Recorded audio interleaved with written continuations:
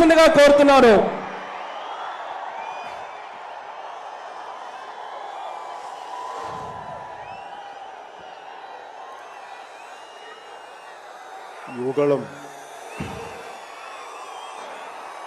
యువగళం సభకి ఆహ్వానించిన జాతీయ అధ్యక్షులు కింజరాపు అచ్చెన్నాయుడు గారికి, రాష్ట్ర తెలుగుదేశం అధ్యక్షులు కింజరాపు అచ్చెన్నాయుడు గారికి, తెలుగుదేశం జాతీయ అధ్యక్షులు శ్రీ నారా చంద్రబాబు నాయుడు గారికి, యువ నాయకులు, తెలుగుదేశంని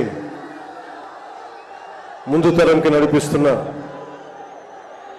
యువ నాయకులు శ్రీ నారా లోకేష్ గారికి, వేదిక పైనున్న తెలుగుదేశం పెద్దలకి, తెలుగు మహిళలకి, తెలుగుదేశం కార్యకర్తలకి, తెలుగుదేశం నాయకులందరికీ పేరు పేరున నా హృదయపూర్వక నమస్కారం. ఈ వేదిక పైన ఉన్న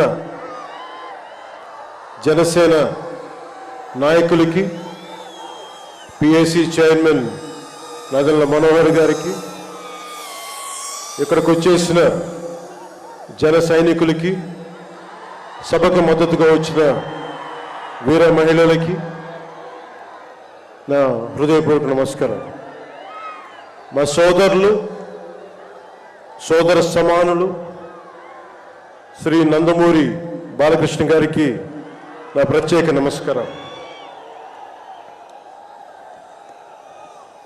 ఈ సభని, యువగళాన్ని సభ ఇలా జరుగుతుంది, నన్ను ఆహ్వానించాలని ప్రతిపాదన వచ్చినప్పుడు నేను నాదెళ్ల మనోహర్ గారికి ఒకటే చెప్పాను. 220 రోజుల పైచిలుకు పాదయాత్ర చేసి 3000 కిలోమీటర్ల పైగా నడిచి 97 నియోజకవర్గాలు ప్రత్యక్షంగా అక్కడున్న ప్రజల కష్టాలన్నీ, సాధక బాధలు తెలుసుకొని, ఇది లోకేష్ గారి రోజు, ఇది ఆయన రోజున ప్రత్యేకించి ఆయనే ఉండాలి తప్ప ఇంకా వేదిక పైన నేను ఉండడం సబబా అంటే కాదు, మీరు ఖచ్చితంగా ఉండాలి అని లోకేష్ గారు మనస్ఫూర్తిగా నన్ను ఆహ్వానిస్తే 4 దశాబ్దాల సుదీర్ఘ అనుభవంతో ముఖ్యమంత్రిగా, ప్రతిపక్ష నాయకులుగా శ్రీ నారా చంద్రబాబు నాయుడు గారు ఆహ్వానం మేరకు మనస్ఫూర్తిగా నేను ఈ ఆహ్వానాన్ని మన్నించి ఇక్కడికి వచ్చాను. పాదయాత్ర జగన్ గారి పాదయాత్ర లాంటిది కాదు, ఇది బొగ్గలు మీరే పాదయాత్ర కాదు, ఇది కష్టాలు తెలుసుకున్న పాదయాత్ర, మాటలతో ఉన్న పాదయాత్ర కాదు, చేతలతోటి చూపించే పాదయాత్ర. అలాంటి పాదయాత్రని చేసిన లోకేష్ గారికి మనస్ఫూర్తిగా నా ధన్యవాదాలు తెలుపుకుంటా ఉన్నాను. ఒకసారి నాకు పాదయాత్ర చేస్తున్నప్పుడు చాలా అసూయ ఉంటుంది. నేను నడుద్దామంటే నాకు నడవనిచ్చే పరిస్థితి ఉండదు. పాదయాత్ర వల్ల చాలా అనుభవాలు ఎదురవుతాయి, చాలా మందితో సాధక బాధలు తెలుసుకోవచ్చు, కష్ట సుఖాలు పంచుకోవచ్చు. అలాంటి అవకాశం నాకు లేనందుకు ఈరోజు నాకు చాలా బాధగా. అలాంటి నాకు రాని అవకాశాన్ని లోకేష్ గారు దిగ్విజయంగా చేయటం, పూర్తి చేయడం నాకు చాలా ఆనందంగా ఉంది. మన ఆంధ్రప్రదేశ్ స్ఫూర్తి భారతదేశానికి చాలా కీలకమైనది. ఈ రోజున భాషా ప్రయుక్త రాష్ట్రాలు ఏర్పడ్డాయి అంటే పుట్టి శ్రీరాములు గారి బలిదానం, త్యాగ ఫలితం. ఆయన స్ఫూర్తి వల్ల ఈ రోజున మనకి భాషా ప్రయుక్త రాష్ట్రాలు ఏర్పడ్డాయి. సో భారతదేశానికి మనం చాలా స్ఫూర్తినిచ్చిన నేల ఇది. అలాగే ఐఏఎస్లు ఐపీఎస్లు ఉమ్మడి ఆంధ్రప్రదేశ్కి రావాలని ఉవ్విళ్ళూరేవారు. ఈ ఐఏఎస్ అకాడమీల్లో, నైనిటాల్లో ఉండే అకాడమీస్లో ప్రతి ఐఏఎస్ అధికారి చెప్పేది ఆంధ్రప్రదేశ్ ఒక మోడల్ స్టేట్, అది అక్కడికి వెళ్ళాలి. ఈ రోజున అలాంటి ఆంధ్రప్రదేశ్ ఎందుకు వెళ్ళకూడదో ఆ మోడల్ కింద అయిపోయింది ఈ జగన్ గారి నాయకత్వంలో. నేను చంద్రబాబు గారు జైల్లో అన్యాయంగా పెట్టినప్పుడు నాకు చాలా బాధ కలిగింది.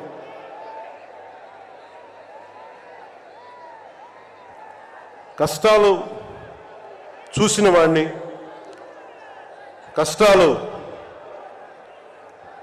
దగ్గరగా పెద్దల నుంచి చిన్నప్పటి నుంచి చూసిన వాడిని, కష్టాలు అనుభవించిన వాడిని, ఓటమి వచ్చినప్పుడు ఒంటరితనం ఎలా ఉంటుందో తెలిసిన వాడిని,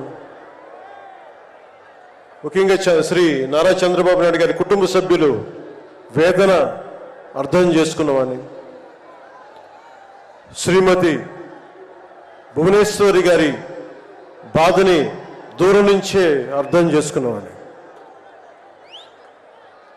నేను ఏమి ఆశించి మద్దతు ఇవ్వలేదు. మనిషి కష్టాల్లో ఉన్నప్పుడు నా వంతు సాయంగా ఉండాలి అని చెప్పి బయటికి వచ్చి రాజమండ్రి జైలు వారిని మాట్లాడి ఇన్ని దశాబ్దాలు సుదీర్ఘ రాజకీయ అనుభవంతో జాతీయ స్థాయిలో ఎన్డీఏ లాంటి దీనికి పక్షానికి చాలా కీలకమైన బాధ్యతలు వహించిన వ్యక్తి ఆయన్ని జైల్లోకి అన్యాయంగా పెట్టడం చాలా చాలా బాధ కలిగించింది. కాంగ్రెస్ నాయకులు చేసిన తప్పుకి సోనియా గాంధీ గారు పెట్టారు జగన్ గారిని జైల్లో. ఆ కక్ష చంద్రబాబు గారి మీద చూపించడం చాలా అవివేకం. ఇలాంటి పరిస్థితుల్లో రాష్ట్ర విభజన జరిగినప్పటి నుంచి 2014 నుంచి విభజన జరిగినప్పటి నుంచి ఈ రోజున హైదరాబాద్ రాజధాని ఆంధ్రప్రదేశ్కి తెలంగాణకి ఉమ్మడిగా అభివృద్ధి చేసిన రాజధాని. మనకి రాజధాని లేకుండా విభజన జరిగి సరైన పంపకాలు లేకుండా విభజన జరిగి ఇలాంటి కష్ట సమయాల్లో నేను ఆ రోజున తెలుగుదేశం పార్టీ, భారతీయ జనతా పార్టీకి సంయుక్తంగా నేను పోటీని విరమించుకొని మరీ మద్దతు ఇచ్చాను. దానికి కారణం కూడా ఒక దశాబ్దం పాటు ఒక పార్టీని నడపాలి అంటే చాలా బలమైన అనుభవం ఉండాలి. కూర్చొని అనుభవంతో భవిష్యత్తులో పార్టీ చాలా అవసరం అని చెప్పి నేను ఒక దశాబ్ద కాలం పాటు ప్రత్యక్ష రాజకీయాల్లో ఉందాం అని ఆలోచించి ఆ రోజున తెలుగుదేశం పార్టీకి మద్దతు తెలిపాం. ప్రభుత్వం వచ్చింది ఆ రోజున. దురదృష్టవశాత్తు చిన్న అభిప్రాయ భేదాలు కావచ్చు, కమ్యూనికేషన్ గ్యాప్ వల్ల కావచ్చు 2019లో అది ముందుకు తీసుకెళ్ళలేకపోయాం. ఆ తీసుకెళ్ళలేని లోటు, దాని తాలూకు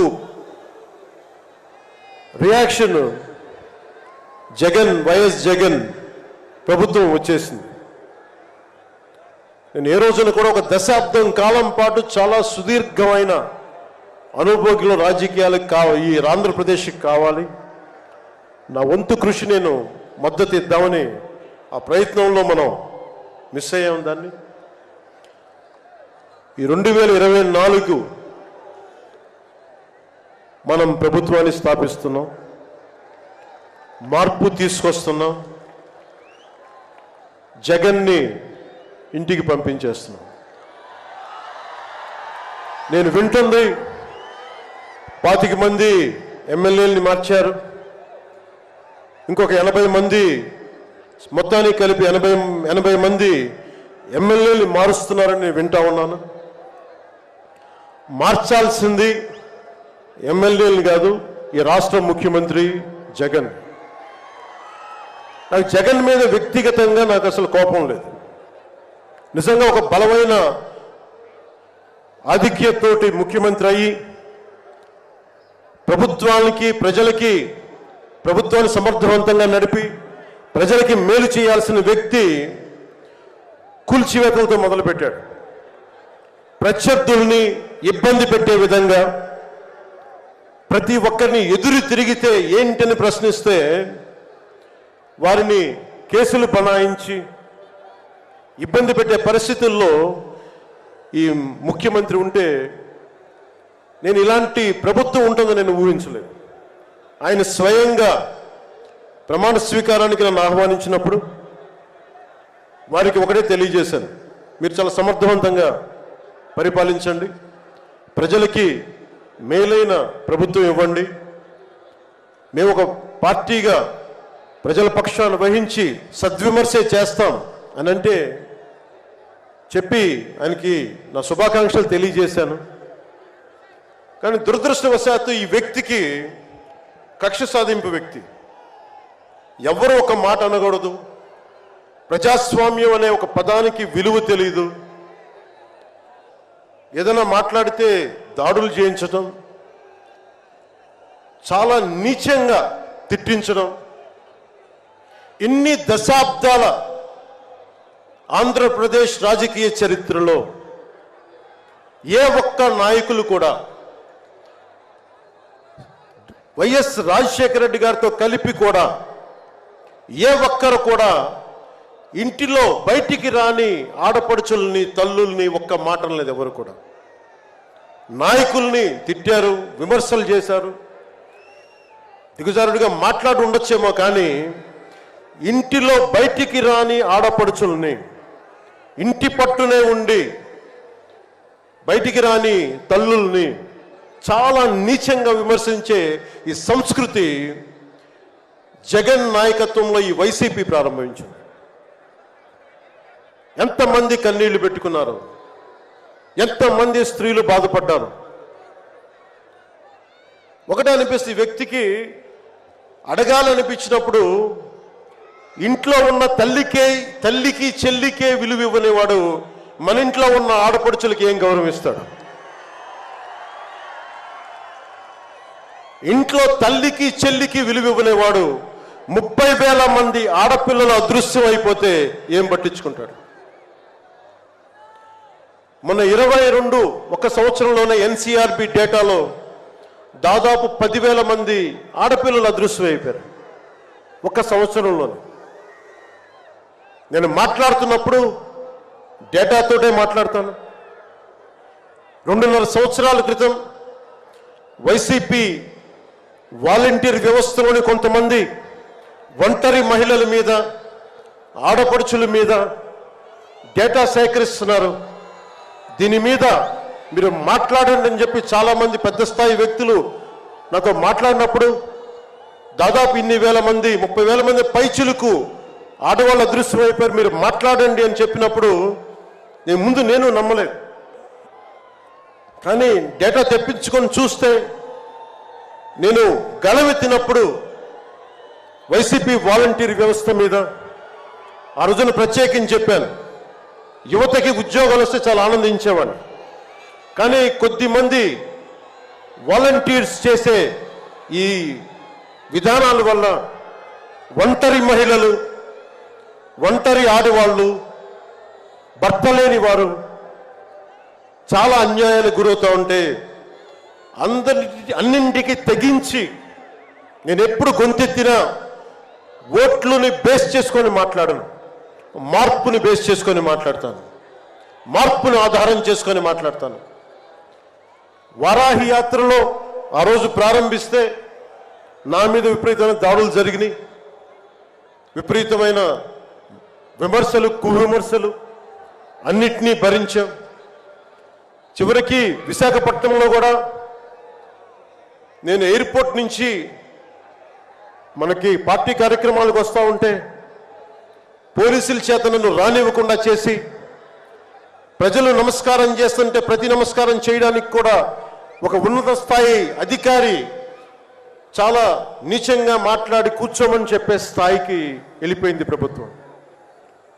పొరపాటు ఆయన పక్కనే స్టాండింగ్ ఇన్స్ట్రక్షన్స్ వస్తూ ఉన్నాయి అధికారికి. పొరపాటున ఆయనకి స్పీకర్ ఫోన్ నొక్కుకుపోయింది అధికారులు మాట్లాడుతూ ఉంటాయి. మనందరికీ తెలిసిన మాట్లాడితే అన్నిటికీ అన్ని శాఖలకి మంత్రి అయిన ఒక పెద్ద మనిషి ఆయన గొంతు వినిపిస్తూ ఉంది. ముందుకు వెళ్ళనివ్వకండి, కూర్చోబెట్టండి, ఇవన్నీ మాట్లాడుతూ ఉన్నారు ఆయన. నాలాంటి వాడికే ఇలాంటి ఇబ్బందులు వస్తే సగటు మనిషికి ఎలా ఉంటుందో మీరు ఆలోచించండి. సుదీర్ఘమైన అనుభవం ఉన్న శ్రీ చంద్రబాబు గారికే ఇలాంటి పరిస్థితులు వచ్చినప్పుడు సగటు మనిషికి ఎలా ఉంటుంది?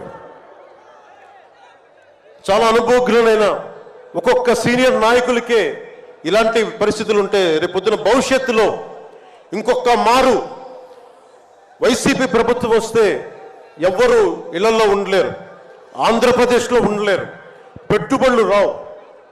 ఇవన్నీ మారాలి.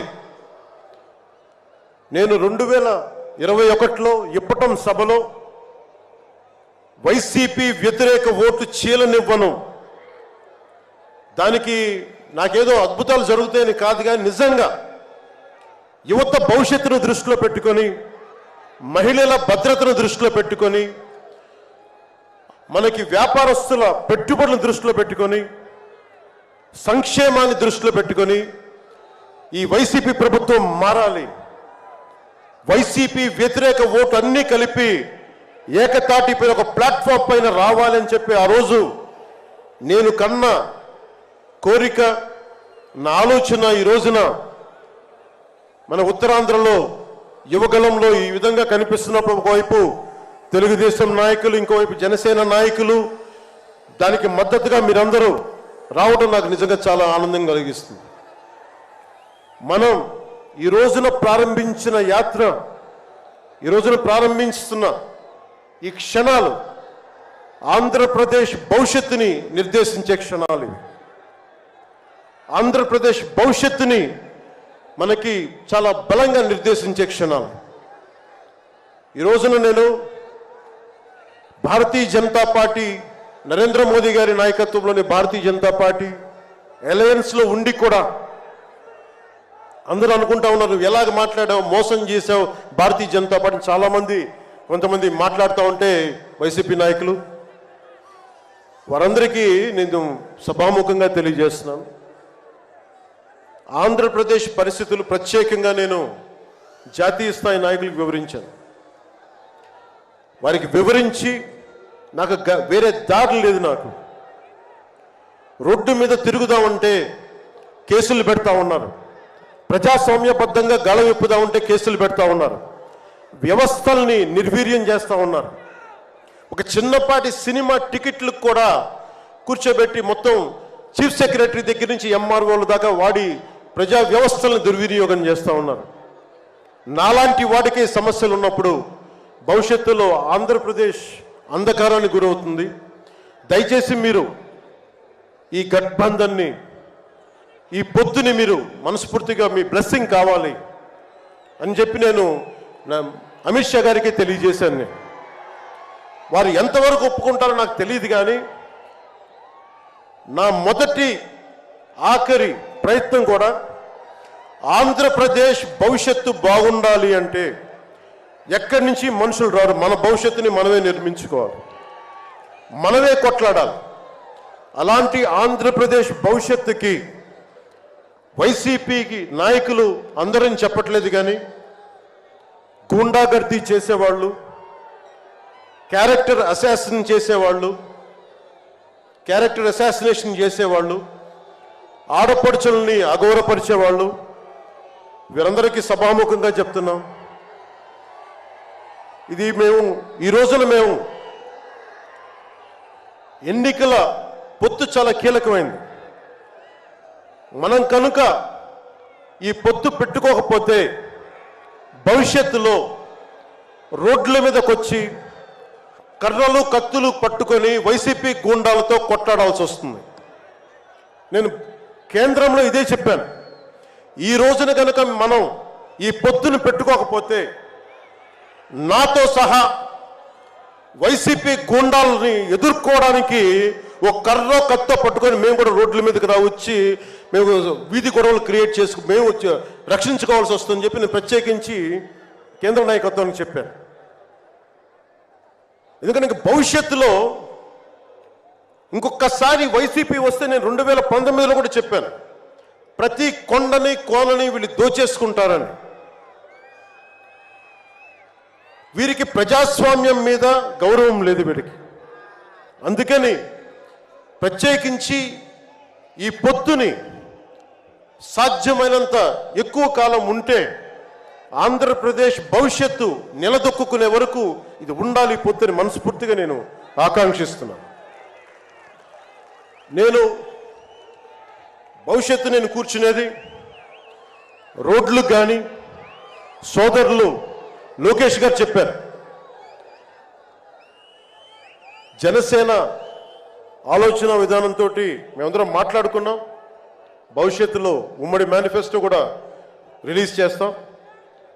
దాంట్లో ముఖ్యంగా నేను చెప్పదలుచుకుంటుంది ఇన్ఫ్రాస్ట్రక్చర్, రోడ్లు కానీ, హెల్త్ కేర్ కానీ, primary health care centres, secondary health care centres, tertiary health care centres, అలాగే మనకి యువతకి ఉపాధి అవకాశాలు, గవర్నమెంట్ ఎంప్లాయీస్కి సిపిఎస్ రద్దు మీద ఎలాంటి నిర్ణయం తీసుకోవాలి, రెబీరో గారు పెట్టినట్టుగా పోలీస్ రిఫార్మ్స్ ఇంప్లిమెంటేషన్, అలాగే టీచర్లకి ఉద్యోగాల భర్తీ, రైతులు, కౌలు రైతులు, ఉద్యానవన రైతులు, సెరికల్చర్ రైతులు, ఆక్వా రైతులకి లాభసాటిగా ఎలా ఉండాలి, ప్రభుత్వ పాఠశాలలు, సంక్షేమ హాస్టల్ స్థితిగతుల్ని ఎలాగ మార్చాలి, అంగన్వాడీ కార్యకర్తలకు ఎలాగ ఉండాలి, అండగా ఉండాలి, పంచాయతీల్ని ఎలా బలోపేతం చేయాలి, మత్స్యకారులకి, గిరిజనులకి, దళితులకి ఎలాంటి పథకాలుంటే